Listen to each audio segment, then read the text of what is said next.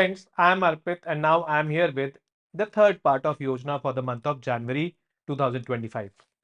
In the first part of Yojana, we talked about historical perspective on the Indian knowledge system, where we learned about that the Indian knowledge system was a blend of the spiritual as well as material knowledge, and it was a harmonious balance among these two.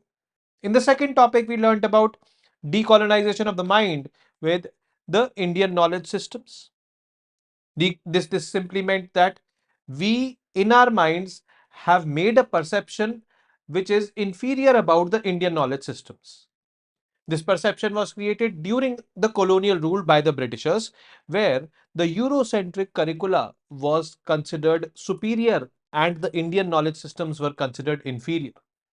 Now we need to shed that off and we need to adopt a new approach, which will be a mixed approach, Indian knowledge systems as well as the Western knowledge systems, because the Indian knowledge systems have the answers to many problems the world is facing right now, like global warming or climate change. Then in the second part, we again covered two topics. First was emotional intelligence in public administration, a Buddhist approach, where we understood what emotional intelligence is. We linked it with Buddhism and we linked it with public administration. So that becomes important from GS4 point of view. And the next topic in part 2 which we covered was Sanskrit as a knowledge system. Now, Sanskrit was developed as a language and largely the knowledge systems were transmitted from generation to generation orally. But after the advent of Sanskrit as a language, and that too, grammar and all were developed properly for this particular language, the traditional knowledge getting transmitted in the documented format in Sanskrit language. And that is why Sanskrit has become important in continuity of the traditional knowledge, passing on of the traditional knowledge from generation to generation. And in this particular topic or this particular part, we will be covering two topics. One is cooperative approach to Jan Aushadhi Kendras. Jan Aushadhi Kendras are there for disbursing or distributing or selling the generic medicines.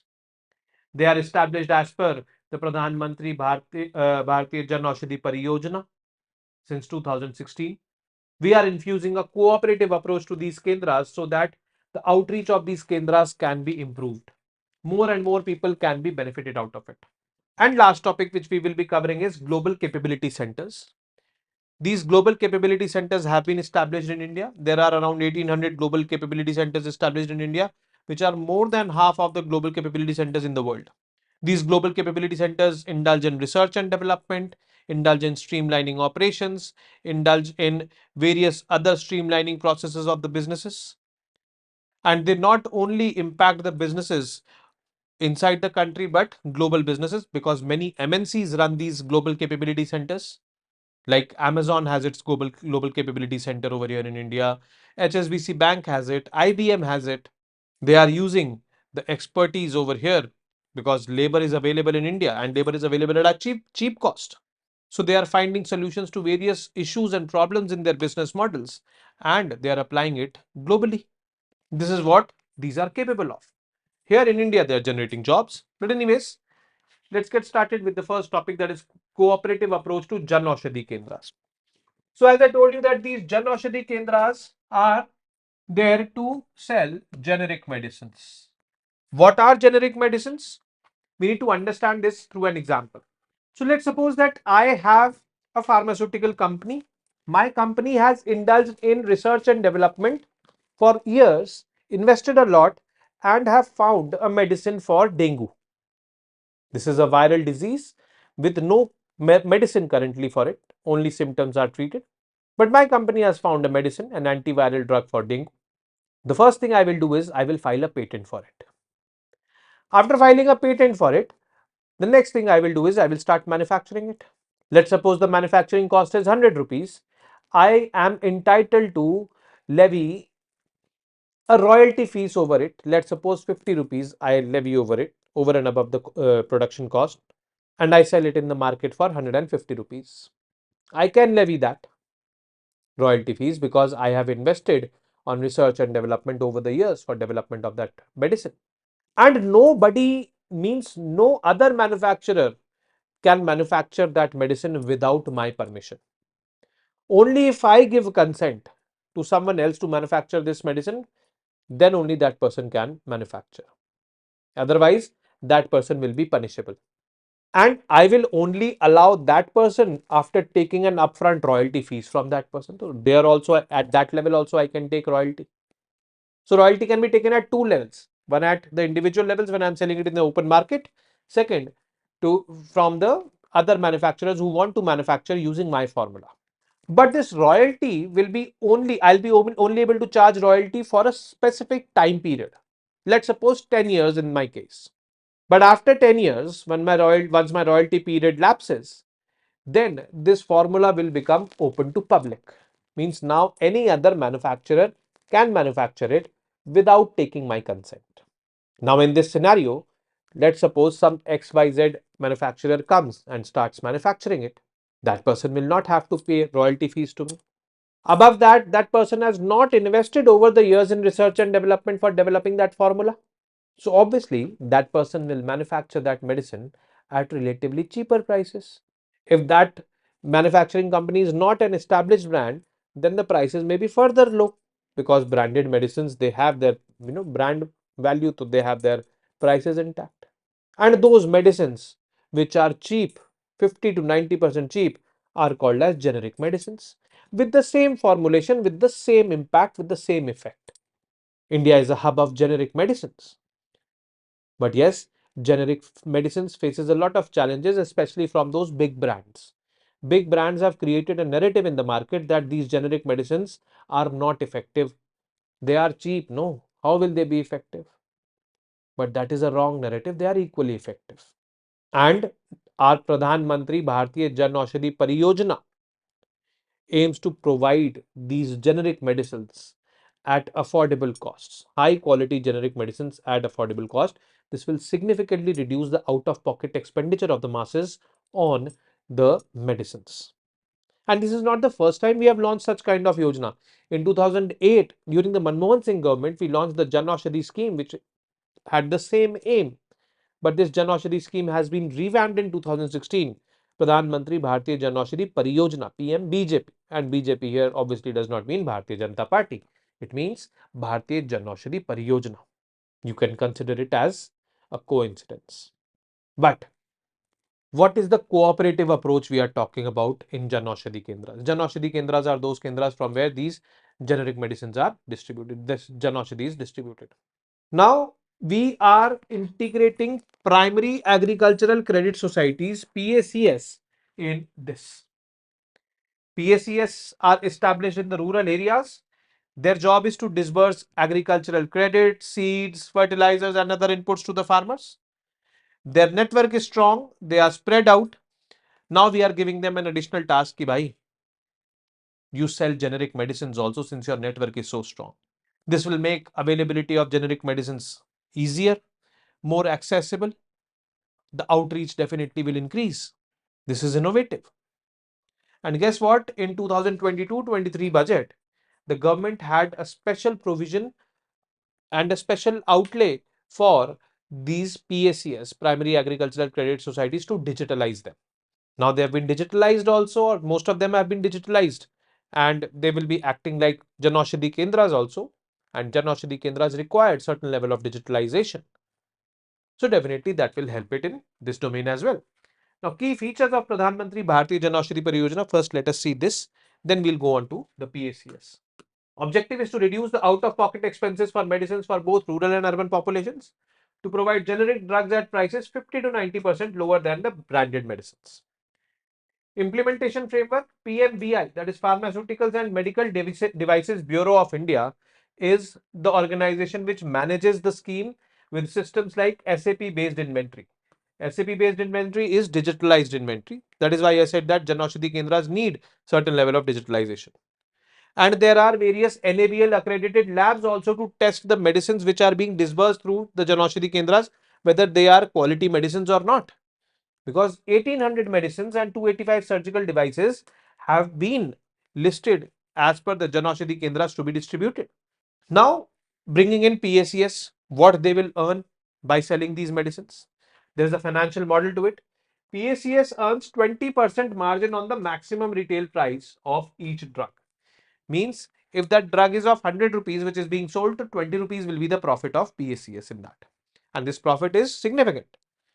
Assistance schemes will also be given to PACS to start it, like financial support of 5 lakh rupees for stock purchases and 2 lakhs for IT and infrastructure setup. You will have to do that.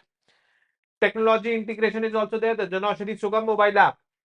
This app helps users locate stores, check medicine availability, and compare prices easily with the prices of these kind of medicines in the open market, or these same formulations available under other brands. Now, what will be the role of PACS in Janaushadhi scheme? PACS will have strong networks in rural areas. They do have, and that is going to be beneficial for us. They already handle diverse activities like credit disbursement, seed supply, and fair price shops, making them well suited for to run this Janaushadhi Kendras. But there is a process for PACS participation. You have to be eligible. They need to employ pharmacists, a person having B Pharma or D Pharma, bachelor degree or at least diploma. Then requirements: PACS needs to submit PAN details, Aadhaar, bank details, and pay a fees of rupees 5,000 to be eligible for it.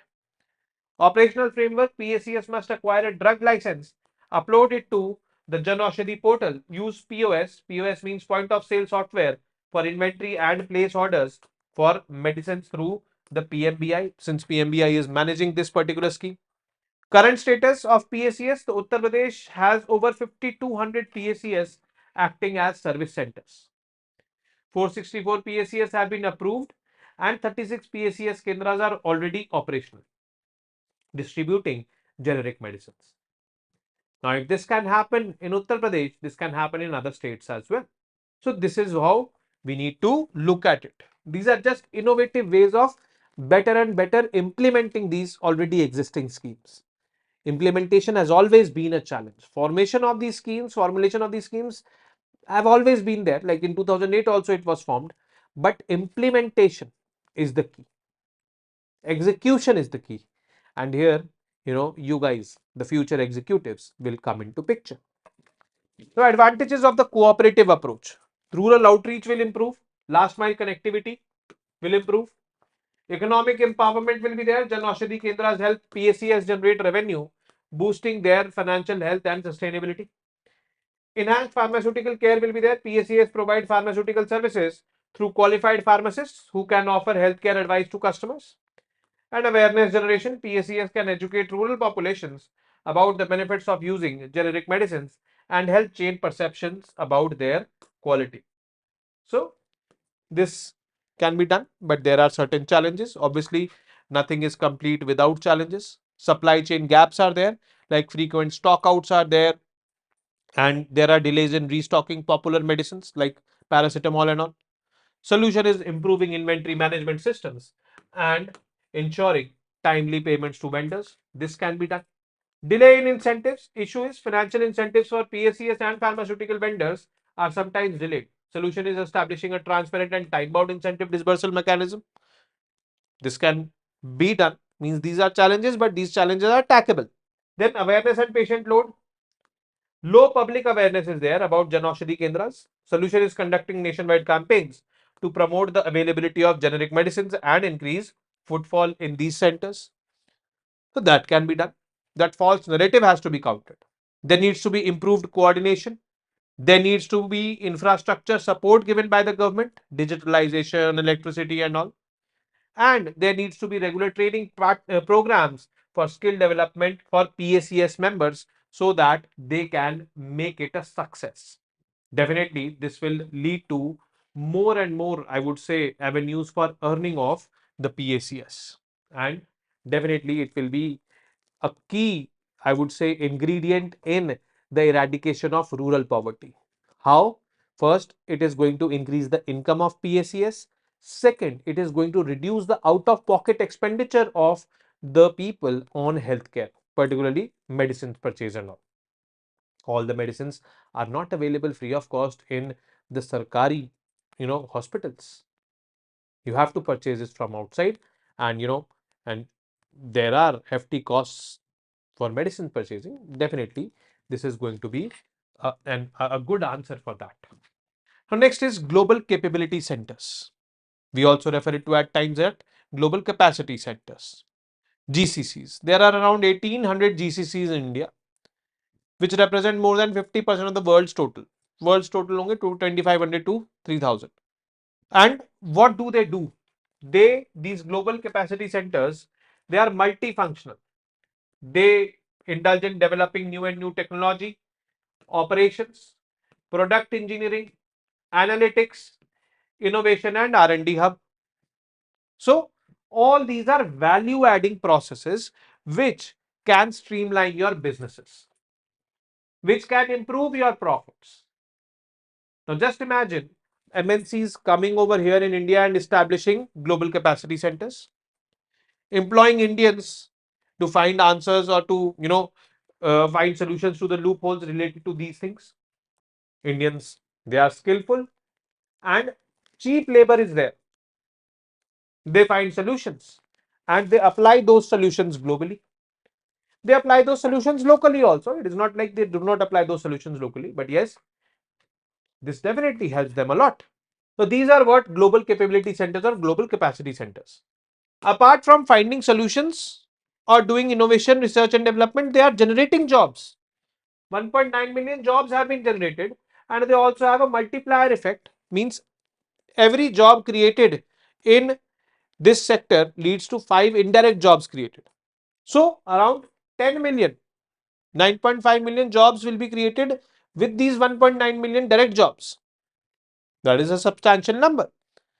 The market size of GCCs has grown significantly from $19.6 billion in 2014-15 to $60 billion in 22-23, marking an 11.4% annual growth rate, which is something which is very significant. Notably, for every $1 invested in GCCs, the output generated is $3 in economic value. Additionally, each job in GCC creates 5 indirect jobs, though they are beneficial in many ways. 2015, number of GCCs 1000, 1800 in 2024. By 2030, it is estimated that there will be 2400 GCCs in the country. Market size 19.8 billion and it is currently 60 billion. It was in 2015, now it is 2024, 60 billion. But what have been the key enablers for this particular growth in GCCs? Because it is a substantial number, and if I see the total number of GCCs in the world, more than 50% are in India. Why? Because ease of doing business has been enabled. There have been many processes which have been simplified. That is why these GCCs have been established. The Jan Vishwas Act, which was passed in the year 2024, that is last year, it removed penalties and criminal charges for many business rules, reducing complications for the businesses. That is why now they are openly coming and with confidence they are investing in India. Make in India has been, contributing as a success factor in GCCs. There are many sectors now where 100% FDI is allowed. Many SEZs, special economic zones, have been opened. Digital India initiatives are working, like Skill India Digital focuses on developing digital skills for the future in partnership with private organizations and educational institutions. India is investing in artificial intelligence and other new technologies because India wants to be an early entrant in these kind of domains. And guess what? Countries like Singapore, Malaysia, and other Southeast Asian countries were performing better than them in terms of these digitalization and artificial intelligence and all. So India is having a competitive advantage as well because we are catering to high value services in these GCCs. The GCCs over here are becoming centers of excellence, and these not are global centers of excellence. People are doing great over here in these GCCs. Research and development is being focused upon. Intellectual property is being focused upon because novel inventions are being done. On top of that, there is growth in smaller cities like Ahmedabad, Kochi, Vishakhapatnam. More GCCs are being established over there. Another reason is that cost of operations and all is also less in these cities as compared to big cities. And talent pool is available over there also. India, world's most populous country, world's youngest country. So yes, decentralization is also happening. We are outperforming global competitors like Malaysia, Vietnam, and the Philippines, specifically in advanced digital infrastructure, high-speed internet, and modern office spaces. We are having These countries are struggling in that, and it seems good that we are having all this and we are better than competitors like Malaysia. At one point of time, we could not imagine. Now, economic and social impact of GCC: job creation, 1.9 direct jobs, 5 indirect jobs per every job created in GCC. Innovation ecosystem is happening, R&D and all is happening. Startups, universities, research centers are benefiting out of it.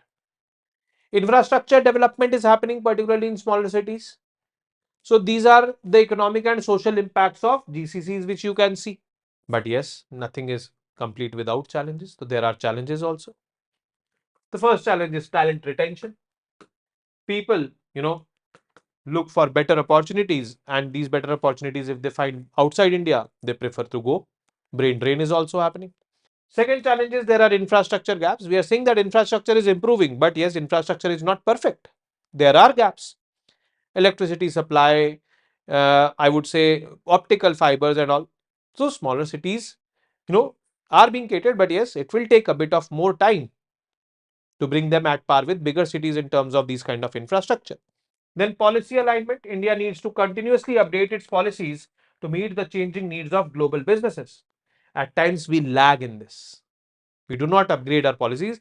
Like as of now, we have not made a law for artificial intelligence. So we need to do that. There are ample opportunities through these GCCs. Skill development will happen. Smart cities are there, 100 smart cities. Yes, they will be better now if GCCs are opened. Employment generation will be there, direct, indirect, both type of employment will be generated. Policy updates also need to be done. This is an opportunity to do certain things on the policy front in these, I would say, domains. So that is something which is important and can be looked at as an opportunity. Now, as our Prime Minister says, reform, perform, and transform. Doing reforms is the job of the government, which they should be doing on the policy front. Performing is basically the job of the civil servants and the executives. They should be performing. And transformation means actual change will happen with Jan Bhagidari, means public participation. We need to acknowledge these GCCs. We need to be part of it. And every stakeholder, whether the government, whether the bureaucrats, or we the people, need to be doing our jobs respectively. This definitely will make India shine further on the global map. So, with this, we have come to an end of this month's Yojana magazine. I will be meeting you next month with the next month's issue, that is February 2025.